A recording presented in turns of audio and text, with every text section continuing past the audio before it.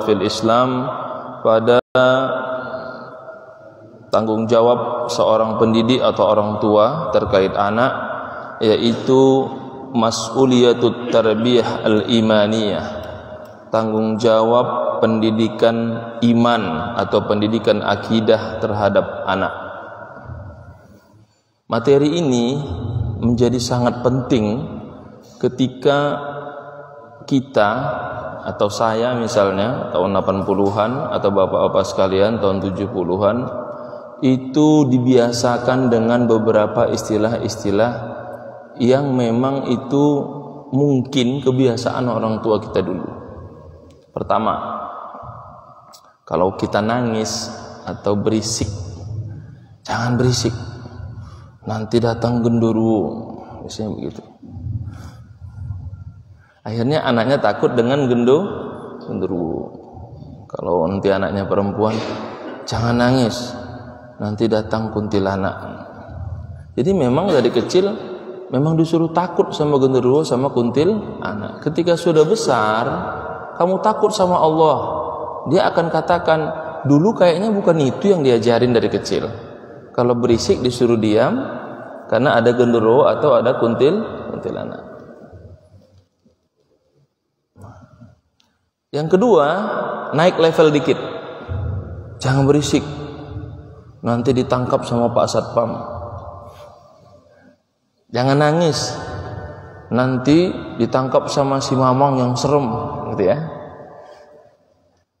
Atau jangan nangis, nanti dipanggil nanti si guk-guk atau anjing untuk nangkapnya, gitu. Jadi naik level dikit, takut kepada makhluk yang kelihatan, yang om kumis lah atau serem wajahnya lah. Nah, jadi ketika sudah besar, nak, kenapa nggak takut sama Allah? Karena memang dari kecil dididiknya itu. Naik lagi levelnya. Nah, kalau yang ketiga ini agak lebih lembut. Nah, ini anak-anak tahun 90-an. Ya, kamu itu sadar lah nak, kamu anak siapa? Kalau kata orang Jawa, indilok kitokmu, kamu anak siapa? Mau jadi apa? Tahu diri nak, nah, begitu ya. Jadi sudah diajarkan bahwa nggak usah tinggi-tinggi. Padahal dia lupa dia diciptakan oleh Zat yang maha sempurna, maka mintalah kepada Allah sebanyak-banyaknya. Dan itu yang dikatakan pengarang ini termasuk bagian prinsip dalam pendidikan iman terhadap anak. Nah, itu kita awali pengantar itu, sehingga kalau itu sudah terjadi bagi kita, kalau saya waktu kecil begitu, nah, kita perbaikilah untuk anak kita, atau kita perbaiki untuk cucu dan mantu kita.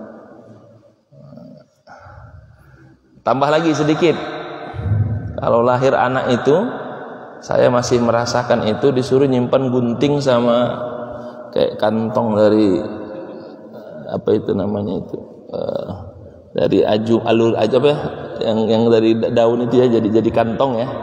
Terus nak taruh bawang putih di atas pintu rumah itu.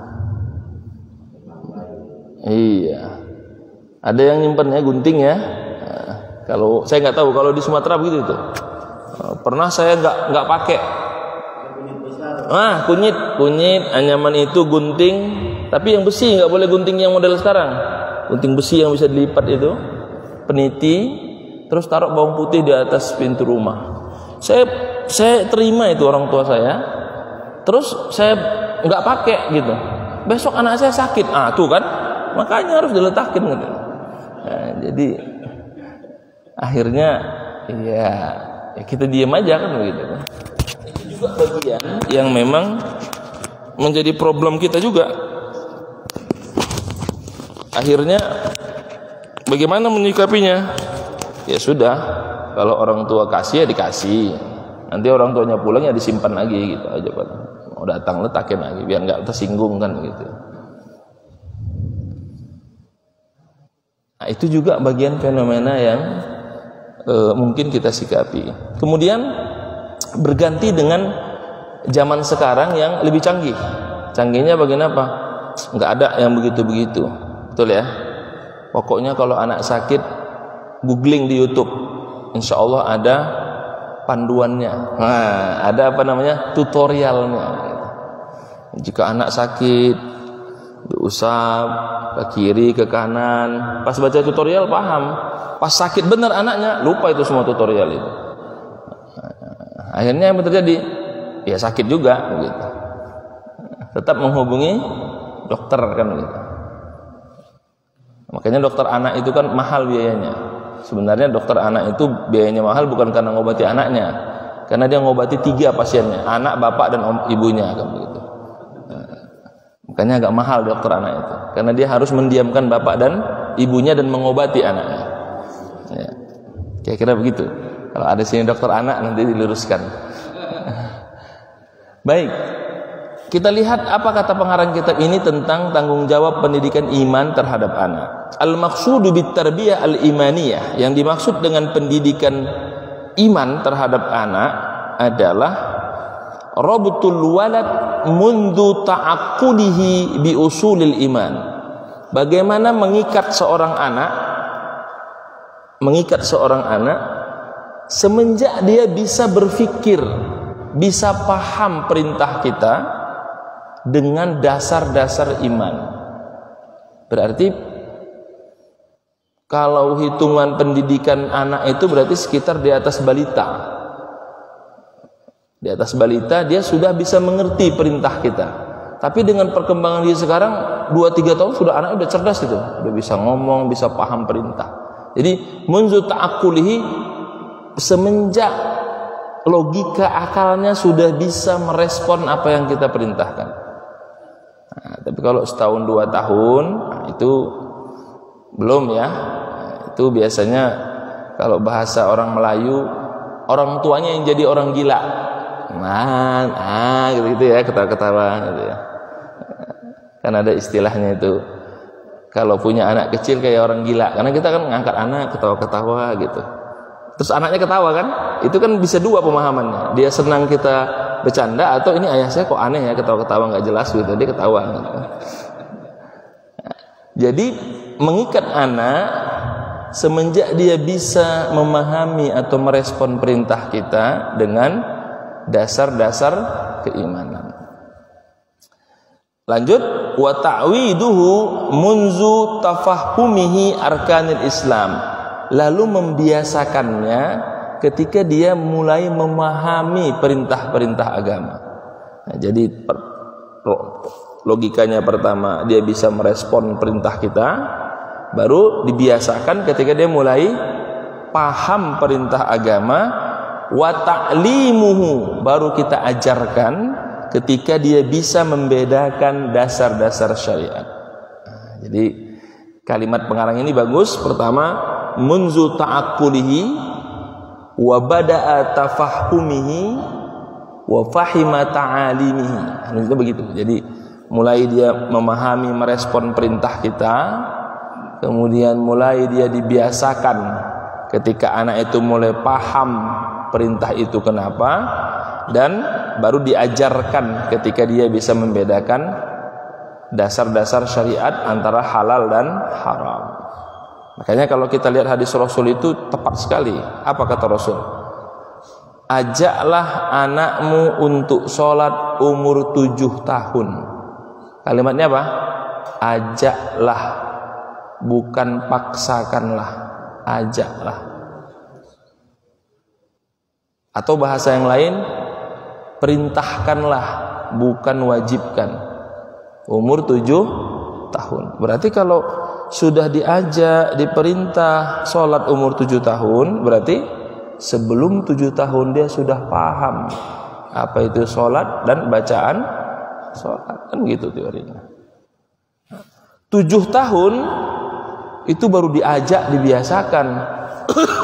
Kita alhamdulillah anak-anak kita lebih cepat. 5 tahun titip di masjid, bapaknya pulang, biar dia mengenal masjid. Yang ada buat rusuh di masjid.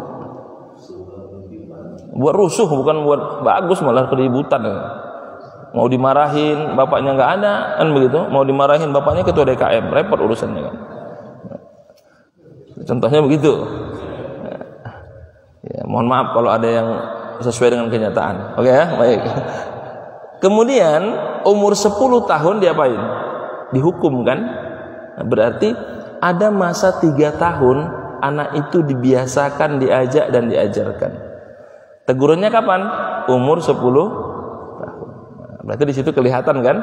Mulai dia merespon, mulai dia paham, dan dia mulai bisa membedakan. Dan umur 10 tahun dalam fikih itu disebut dengan sinnut tamyiz. Dia bisa membedakan mana yang baik, mana yang benar, mana yang halal, mana yang haram. Sekarang kita lihat pengertiannya. Yang dimaksud dengan pendidikan iman itu anak harus diikat dengan dasar akidah, lalu kemudian diikat dengan dasar keislaman, lalu diikat dengan dasar syariat. Apa pembedanya? Kata pengarang kitab ini, yang dimaksud dengan dasar keimanan adalah kullu ma thabata an tariqil khairis shadiq minal haqa'iqil imaniyah wal umuril ghaibiyah. Yang dimaksud dengan dasar-dasar akidah adalah hal-hal yang terkait dengan keyakinan kepada Allah dan hal-hal yang gaib. Sementara kita dari kecil sudah diajarkan sesuatu yang gaib juga, takut sama genderuwo, takut sama hantu. Nah, ini harus kita pertimbangkan. Saya selalu menyampaikan kalimat ini ketika tahun 2003 saya waktu di Mesir itu kedatangan 2003 atau 2002 gitu, kedatangan Menteri Agama dari Palembang itu Profesor Dr. Said Agil Husin Al-Munawwar. Dia waktu itu Menteri Agama saat itu. Saya tanya ketika beliau datang ke Al-Azhar silaturahmi dengan mahasiswa, kenapa kita itu takut dengan hantu, saya bilang. Apa memang ada agenda-agenda? Kalau kita dulu mahasiswa, kalau ada sedikit aneh, pasti kita pikirannya agenda Zionis. Apakah Anda agenda sekularisasi? Biasa begitu. Mahasiswa kan kalau sudah kayaknya Zionis, sekularisasi, liberalisasi. Apa ada agenda-agenda Zionis? Jawaban beliau menarik. Jadi katanya, kalau kita baca beberapa tulisan serta kisah-kisah Sunab Hugrion, salah satu cara membuat kita itu jatuh mentalnya itu dengan menakut-nakuti pada hal-hal yang gaib. Contoh, malam Jumat itu malam yang sangat baik untuk beribadah dan malam terbaik turunnya malaikat. Tapi diganti Jumat Kliwon, malam film hantu. Kalau kita buka film-film televisi dulu pasti film hantu. Film hantu. Kalau kita buka film Eropa, film Barat yang masih tahun 80-an nih, The 13th of Friday, pasti film hantu juga. Yang masih ingat film-film hantu Jumat itu pasti itu.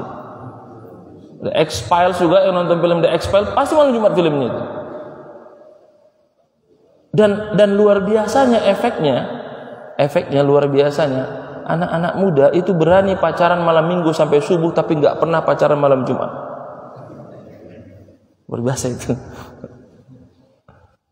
Sampai ibu-ibu pengajian itu berani malam Minggu, malam Sabtu sholat tahajud tapi nggak berani malam Jumat sholat tahajud. Apalagi ada yang meninggal malam Jumat. Nah, itu biasanya takut juga itu. Berarti berhasil kan? Dibuat mentalnya tidak takut selain kepada takutnya bukan kepada Allah. Yang kedua, kata beliau ini, memang kita dibuat mental kita jatuh, katanya. Coba perhatikan, jangankan manusia, sampai hantunya pun kita level yang paling rendah hantu kita, katanya. Kenapa begitu? Prof, saya bilang. Coba perhatikan, kalau hantunya orang barat, itu Dracula tinggal di kastil, pakai jas, membunuhnya pakai peluru timah putih itu. Betul? Turun ke Cina, pampir itu di istana. Masuk Indonesia di atas pohon, rambutnya aut-autan, jalan ngesot-ngesot, belinya pun pakai uang daun. Kalau orang Eropa kan levelnya bagus kan? Dia nggak mau ditembak pakai peluru timah putih, kita mah pakai bawang putih selesai. Sama kemenyan dikit gitu ya. Jadi kata beliau, sampai hantunya pun dibuat kita merasa kecil. Jadi luar biasa penjajah dulu itu kata beliau. Sampai ke level hantu yang nggak kelihatan pun kita dibuat mentalnya jatuh gitu. Udah nggak usah macam-macam. Jangankan kamu rendah di mata penjajah, hantu kamu pun juga rendah levelnya kan begitu. Nah, itu jawaban beliau terkait kenapa kita ini ya. Karena memang masalah akidah ini sejak awal harus kita tanamkan. Dan dasar-dasar akidah tentu selain rukun iman yang 6 juga menceritakan tentang iman, tentang malaikat ada bersama kita, tentang adanya azab kubur, adanya hari kiamat. Itu memang harus dipahamkan kepada anak-anak kita. Tentu menggunakan bahasa anak. Jangan pakai bahasa ilmiah, pusing anaknya. Saya melihat dialog ya. Bagaimana orang ateis itu mengajarkan anak tentang akidah. Saya waktu di Mesir diputar itu dialognya antara orang ateis melawan ulama Azhar ya. Jadi cara mendidik anak itu tidak percaya Tuhan itu gampang sekali. Jadi anak-anak kecil itu ya, kalau dulu di Rusia itu, Uni Soviet dulu ya, coba angkat tangannya. Ini cara pendidikan ateis ini. Angkat tangannya. Lihat di tangannya. Kosong. Pejamkan matanya. Minta kepada Tuhan. Saya minta permen. Sudah, buka matanya. Enggak ada kan? Enggak ada. Bagus. Sekarang pejamkan matanya, minta sama guru, saya minta permen. Kasih. Apa kesimpulannya? Guru ada, Tuhan tidak ada. Kan luar biasa itu. Itu pendidikan ateis begitu modelannya gitu. Dan itu mulai ketika anak-anak kita dengan bangga kita sekolahkan ke tempat terkenal, tapi tidak ada pendidikan akidahnya. Wal'iyazubillah. Dan kita nggak sadar itu. Sekolah di mana? Bukan saya mengatakan jelek ya. Sekolah di American School, sekolah di English School, nggak ada pendidikan akidahnya. Dari kecilnya tidak mengenal Allah Subhanahu wa Ta'ala. Atau dimasukkan di sekolah-sekolah madrasah tapi cerita hantu aja, nggak bahaya juga itu. Cerita mistik aja kan begitu kan. Jadi memang anak itu harus dikenalkan siapa itu Allah, tapi dengan menggunakan bahasa-bahasa anak, dan itu insya Allah guru-guru TK SD paham itu cara mengenalkan Allah Subhanahu wa Ta'ala. Lalu yang dimaksud dengan dasar keislaman adalah anak itu dilatih, maka muncullah praktek sholat, praktek wudu, membaca Al-Quran, diajarkan berjamaah, berbagi, manasik haji. Kadang kita mikir ngapain anak kecil manasik haji kan begitu ya, keliling-keliling gitu. Dan memang kalau sudah manasik haji kan itu acaranya rame gitu. Kenapa? Karena pasti kali 3. Kenapa kali 3? Anaknya 1, bapak ibunya mendampingi kan begitu. Jadi kalau ada 100 siswa lagi manasik haji di Pondok Gede, berarti itu ada 300 manusia yang sedang keliling di situ. Ya, kan kira-kira begitu ya. Kalau ada 1000 siswa lagi pelatihan menjadi dokter anak, itu berarti ada 3000 orang yang sedang ada di situ. Karena ditambah 2 lagi, bapak dan ibunya. Dan yang terakhir, kaidah-kaidah syariat adalah mengajarkan bagaimana dia melihat Islam itu diterapkan, bagaimana dia melihat agama itu dicontohkan oleh orang tuanya, bagaimana dia melihat kegiatan beragama itu dicontohkan oleh orang-orang di sekitarnya.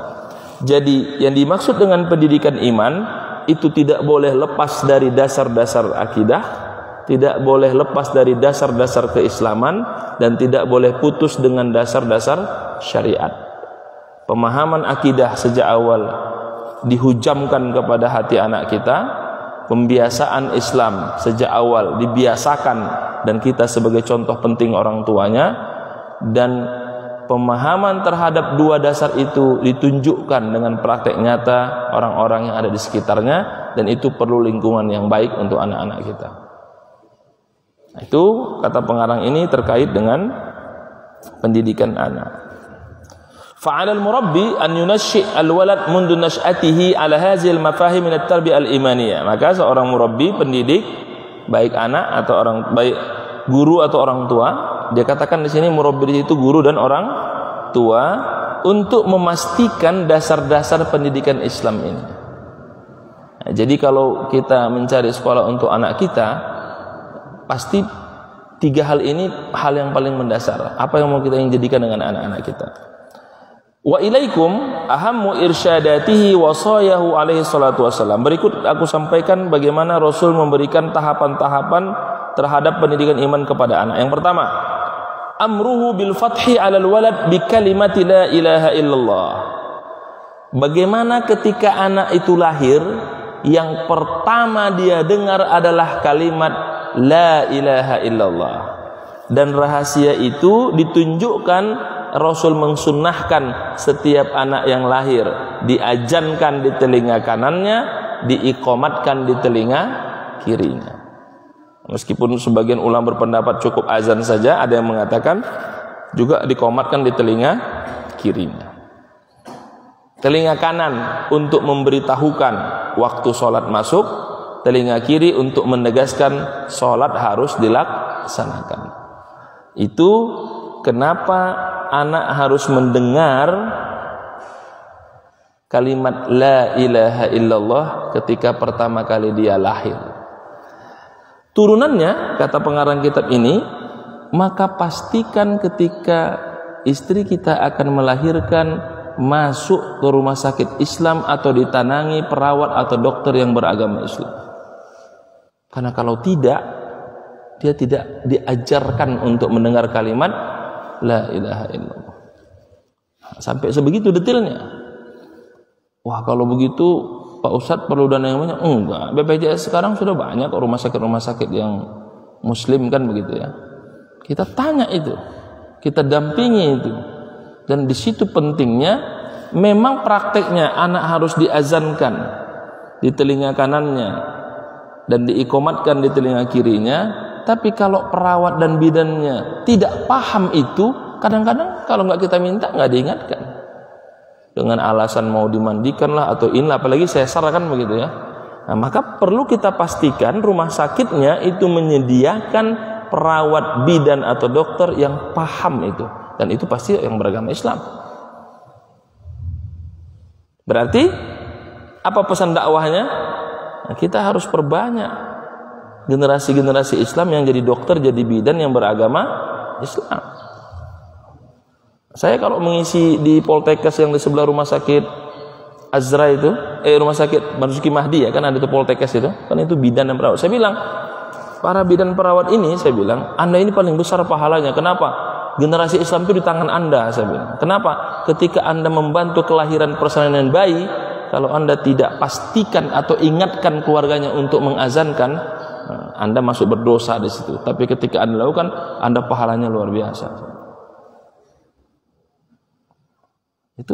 Itu perlu ditanamkan sejak awal, karena memang Rasul mengatakan pastikan ketika anakmu lahir dia mendengar kalimat la ilaha illallah. Sebelum itu, itu tradisi yang baik di Indonesia ya. 4 bulan dibacakan doa, 7 bulan dibacakan doa. Bagus juga itu. Yang penting dipastikan tidak terkait dengan perkara-perkara yang syirik. Tapi itu juga supaya anak mendengar kan, dalam kandungan, pendidikan dalam kandungan. 4 bulan didoakan, 7 bulan didoakan. Yang enggak boleh itu 4 bulan diskusi sama istrinya. Kita gimana 4 bulan nih? Uang enggak ada, yuk kita nyolong aja. Dengar dalam kandungan itu. Kalau enggak ada ya jangan dipaksain gitu. Kita udah 7 bulan gimana ini? Kan begitu ya. Mau kita buat tapi kita enggak ikhlas. Jangan, itu dengar itu anak dalam kandungan itu. Enggak bagus juga. Pak Ustadz, saya sudah 4 bulan, 7 bulan, kok anaknya nakal juga? Ya mungkin waktu acara 4 bulan, 7 bulannya banyak menghina orang aja kan begitu. Dia nggak tahu dalam kandungan anak itu merespon. Kira-kira itu rahasianya kenapa anak harus dikenalkan sejak awal kalimat la ilaha illallah. Yang kedua, ta'rifuhu awwal ma ya'qil ahkamul halal wal haram. Selanjutnya, ketika anak sudah mulai paham dan merespon, dia harus dipahamkan mana yang halal, mana yang haram. Dan contoh itu kata pengarang ini paling gampang. Nak, kalau ada orang mengasih engkau sesuatu, jangan terima sebelum minta izin sama mama atau papa. Itu bagian salah satu cara mengajak anak mana yang halal, mana yang haram. Jangan malah diajari, tuh datang tuh uak kamu, minta uang. Tuh datang pamannya, dikecek aja. Itu tidak diajarkan itu. Dan itu prakteknya kalau sudah mau lebaran. Minta sebanyak-banyaknya. Kan begitu ya. Bukan itu. Jadi anak diketahui mana halal, mana yang haram.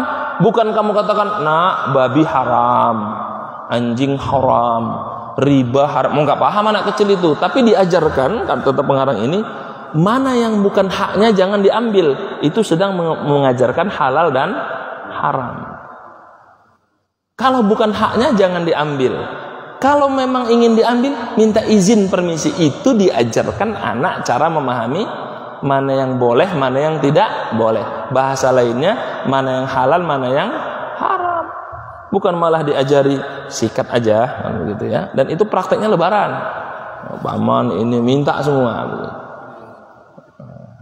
Nah, nanti kalau memang nggak dikasih jangan minta.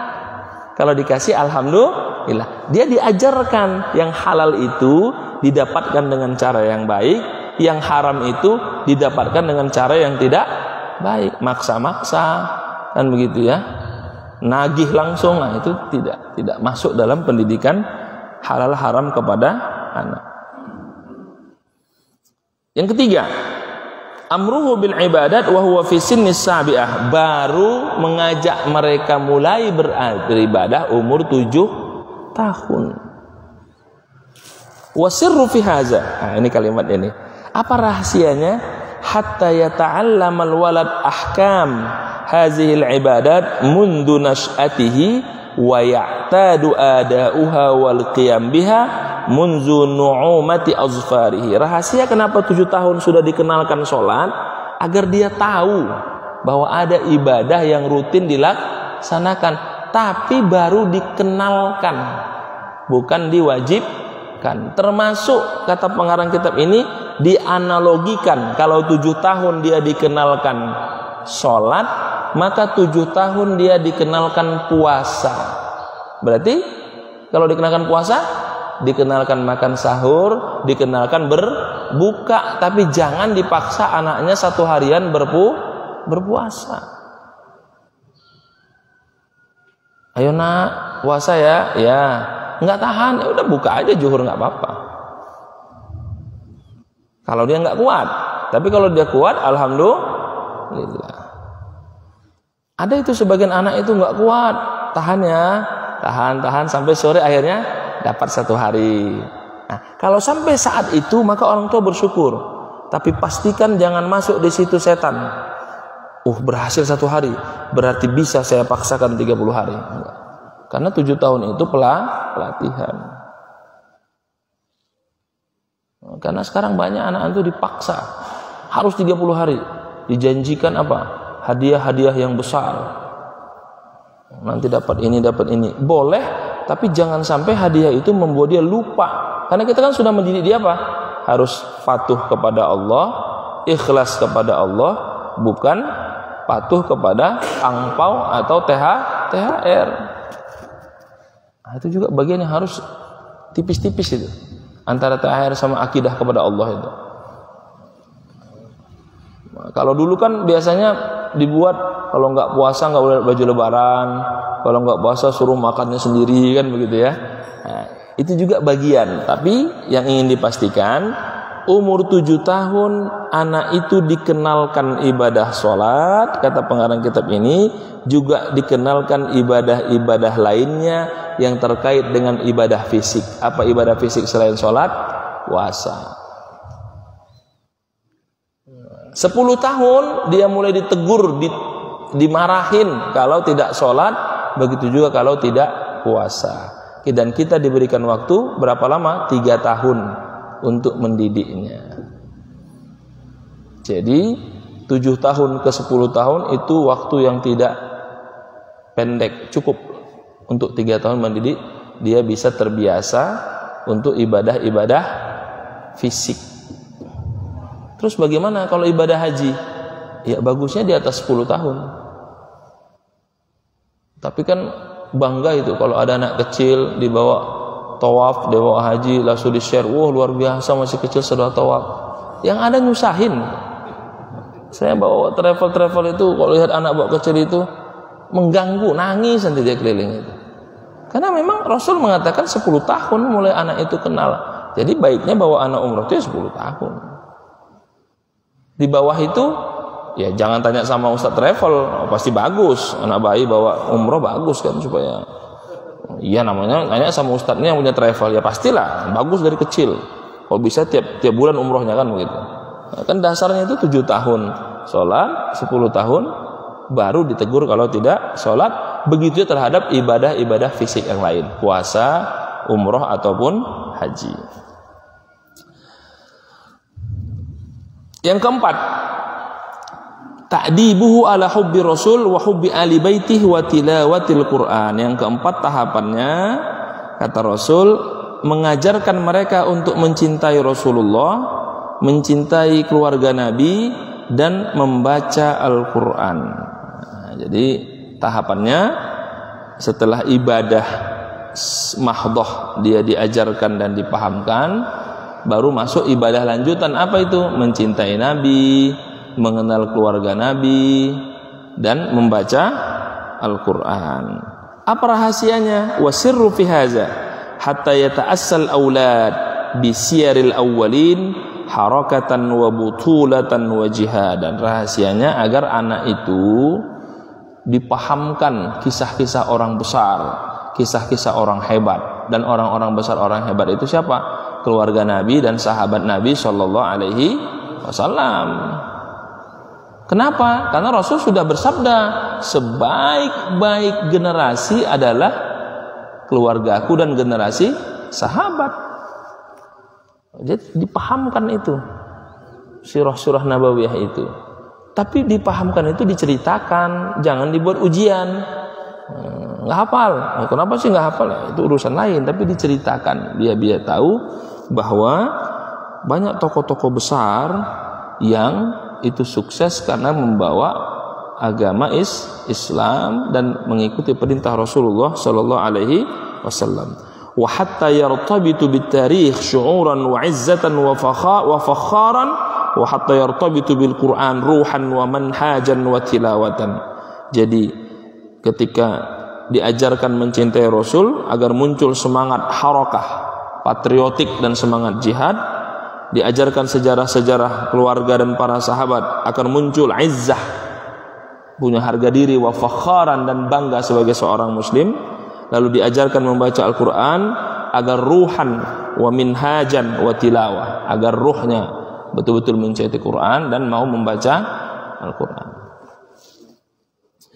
Lalu kata pengarang ini, wa ilaikum, aku akan sampaikan maqalahu yang dikatakan oleh para ulama-ulama pendidikan terkait dengan pentingnya mendidik anak sejak awal tentang siapa itu Allah dan bagaimana syariatnya dilaksanakan. Yang pertama, berkata Sa'ad ibnu Abi Waqqas, sahabat Nabi radhiyallahu anhu, kami diajarkan atau kami diperintahkan untuk mengajar anak-anak kami maghazi Rasulullah, perang-perang Rasulullah, sebagaimana kami mengajarkan dia Al-Quran. Jadi kata Sa'ad bin Abi Waqqas, rahasia anak-anak kami sukses itu kami kenalkan mereka Al-Quran seperti kami mengenalkan mereka sirah-sirah perjuangan Rasulullah Sallallahu Alaihi Wasallam. Dan tentu perangnya tentu dengan versi bahasa anak, dan sekarang sudah banyak buku-bukunya itu. Muhammad idolaku, sang Muhammad hebat, udah ada itu. Yang kedua, Ibnu Khaldun dalam muqaddimahnya mengatakan pentingnya anak-anak itu diajarkan Al-Quran dan menghafal Al-Quran, dan cara yang paling penting adalah dengan memasukkannya ke sekolah-sekolah yang ada program tahfiz Al-Qurannya, dan juga diajarkan bagaimana dia mengenal kata-kata hikmah terkait dengan agama untuk memperkuat akidah dan menambah keyakinan. Jadi kata-kata hikmah itu bisa hadis, bisa kata-kata sahabat. Nah, jadi quote-quote itu penting biar anak itu diajarkan tentang kebesaran Islam. Itu Ibnu Khaldun dalam kitab Al-Muqaddimah. Imam Al-Ghazali dalam kitab Ihya Ulumuddin mengomentari, kata beliau, ta'lim at-tifl Qur'anul Karim, diajarkan anak itu tentang Al-Qur'an. Kemudian diajarkan anak itu tentang hadis. Terus kisah-kisah orang-orang soleh, salafus soleh, dan beberapa hukum agama terkait fikih pendidikan anak. Nah, berarti kan kalau anak itu yang diajarkan apa itu halal dan haram, apa itu najis, bagaimana menghindari najis, bagaimana tidak boleh bersentuhan dengan lawan jenisnya, itu kan perlu diajarkan kepada anak-anak kita. Kemudian Ibnu Sina dalam kitab As-Siyasah, dalam bukunya tentang politik Islam, mengatakan hal yang paling mendasar dan prinsip agar anak-anak itu bisa memahami agama ini, selain mengajarkan Al-Quran, kemudian mengajarkan sirah Nabi, dia harus diajarkan bahasa Arab. Nah, ini kata Ibnu Sina menambahkan, karena bahasa Arab itu sebagai bahasa yang menegaskan kebesaran Islam. Jadi Ibnu Sina menambahkan pembelajaran bahasa Arab. Kemudian Fadl bin Zaid, salah seorang tabi'in, menceritakan dia melihat ada seorang anak sangat cerdas. Dia bertanya, apa yang engkau lakukan? Kenapa anakmu cerdas? Kata beliau, ketika umur 5 tahun itu aku serahkan kepada guru penghafal Quran. Dia diajarkan syair, hadis dan sebagainya. Ketika sudah mencapai umur 10 tahun, dia diajarkan pendidikan fisik, berkuda, berenang dan lain sebagainya. Nah, ini bisa dilihat ya, berkuda berenang itu bisa dibayangkan di Timur Tengah itu di mana kan gitu kira-kira kan. Tapi diceritakan itu berarti sudah ada. Kalau ada sekarang mengeluh berkuda mahal, berenang mahal, para sahabat tabi'in diceritakan itu. Berarti memang itu termasuk pendidikan yang perlu dipahamkan kepada anak-anak kita. Tergantung nanti kemampuan kita kan begitu. Kesimpulannya, kata pengarang kitab ini, bahwa Rasul Shallallahu Alaihi Wasallam memang sangat konsen dan sangat memperhatikan pentingnya anak-anak itu diajarkan sejak kecil mengenal dasar-dasar keimanan, dasar-dasar keislaman, dan dasar-dasar syariat. Itu terkait dengan pendidikan iman kepada anak. Lalu pengarang ini memberikan sedikit lagi paradoksal. Apa itu paradoksal? Fenomena orang tua dalam memilih pendidikan anaknya. Pertama, orang tua yang mencoba memasukkan anaknya ke sekolah-sekolah asing atau sekolah-sekolah yang berbasis yang tidak ada pendidikan agamanya, itu sebenarnya dia sedang mencoba mendidik anaknya untuk menjauhi Allah. Karena kurikulumnya jelas tidak terkait dengan pendidikan agama. Yang kedua, orang tua yang menyerahkan anaknya kepada guru-guru yang jelas sekuler, guru-guru ateis, guru-guru yang tidak berakhlak islami, dia juga sedang memastikan anaknya untuk tumbuh kembang jauh dari ajaran Islam. Nah, ini paradoksalnya. Karena memang sekolah-sekolah begitu elit, mahal, dan berkelas kan begitu. Yang ketiga, orang tua yang membolehkan anaknya membaca buku-buku yang bukan Islam, membaca, kalau sekarang narasi-narasi YouTube yang bukan konten Islam, dia sedang mendidik anaknya, menginvestasikan anaknya akan menjauhi ajaran Islam dan fobia terhadap Islam. Yang keempat, orang tua yang membiarkan anaknya berteman dengan orang-orang yang tidak baik, lingkungan sekolah yang tidak mendukung, dia sedang memastikan anaknya akan menjauhi lingkungan Islam. Dan yang terakhir, orang tua yang menyerahkan anaknya kepada kurikulum pendidikan yang ujung-ujungnya sekuler dan mengarah kepada menolak Islam, dia sedang menginvestasikan anaknya untuk membenci Islam. Nah, ini paradoksal dari pentingnya orang tua melihat tempat pendidikan anaknya. Terakhir, kata pengarang ini, saya persingkat-singkat karena memang tidak panjang waktu kita. Batasan-batasan orang tua untuk mendidik anaknya dan tanggung jawabnya itu ada beberapa poin. Yang pertama, an yurshiduhum ilal iman wa qudratihil mu'jizah wa ibda'ihir ra'i. Memastikan anak-anak itu memang diarahkan untuk percaya kepada Allah tapi dengan tidak mengesampingkan kemampuan-kemampuan bakatnya dan tidak menafikan semangatnya untuk berinovasi. Berarti kita perlu cari tempat pendidikan anak yang mengajarkan akidah, mengajarkan anak berkreasi, dan mengajarkan anak bisa berimprovisasi. Dan itu kurikulum kan, ujung-ujungnya harus dilihat oleh orang tua. Yang kedua, an yaghrisu fi nufusihim ruhus khusyu' wat taqwa wal 'ubudiyah lillahi rabbil alamin. Memastikan pada diri mereka tumbuh kembang rasa khusyuk. Jadi mengerjakan sesuatu harus tenang, rasa patuh. Jadi orang tua kalau memang anaknya harus masuk sekolah, masuk sekolah. Jangan ajarin anak untuk bohong. Nah, nanti kok tanya orang tua, tanya guru, bilang aja sakit ya, karena kita mau mudik, belum waktunya pulang. Itu udah ngajar anak, udah berbohong itu. Nah, nanti nak bilang aja ini ya, padahal mau jalan-jalan gitu.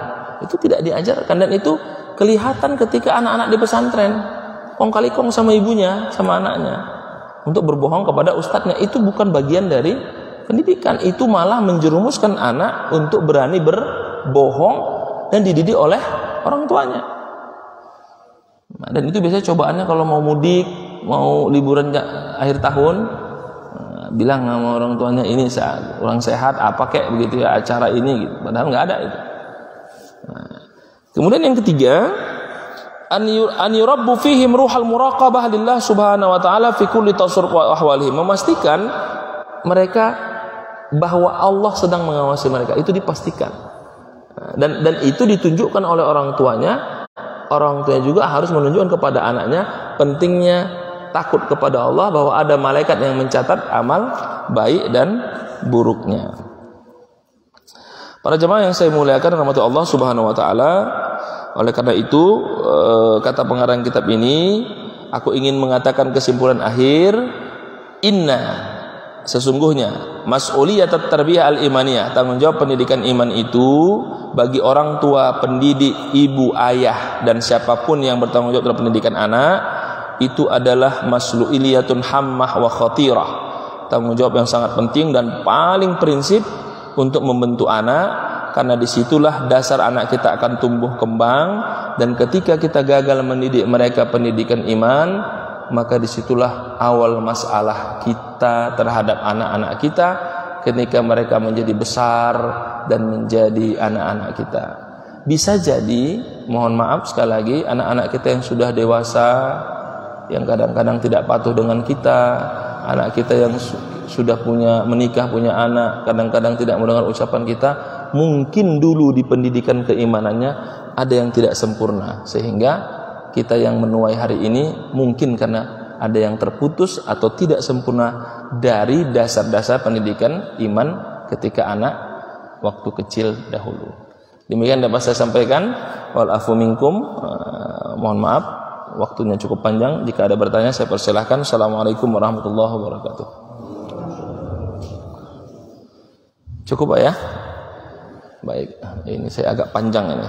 Kalau begitu, mari kita berdoa kepada Allah Subhanahu wa taala. Mudah-mudahan Allah berikan kita kebaikan dan Allah panjangkan umur kita. Hari ini sudah masuk di bulan Sya'ban.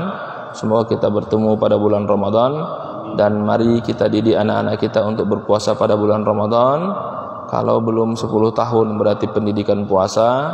Kalau di atas 10 tahun itu memang kewajiban anak untuk berpuasa. Tapi tetap selama belum balik itu juga belum mutlak anak diberikan beban untuk menjalankan kewajiban ibadah yang sifatnya wajib. Semoga Allah berikan keberkahan. Wa ala haziniyah wa li barakati Ramadan kiramil Fatihah. A'udzubillahi minasyaitonir rajim. Bismillahirrahmanirrahim. Alhamdulillahirabbil alamin arrahmanir rahim maliki yaumiddin. Iyyaka na'budu wa iyyaka nasta'in. Shiratal mustaqim shiratal ladzina an'amta 'alaihim ghairil maghdubi 'alaihim waladdallin. Subhanakallahumma bihamdika asyhadu an la ilaha illa anta astaghfiruka wa atubu ilaik. Alhamdulillahil alamin. Assalamualaikum warahmatullahi wabarakatuh.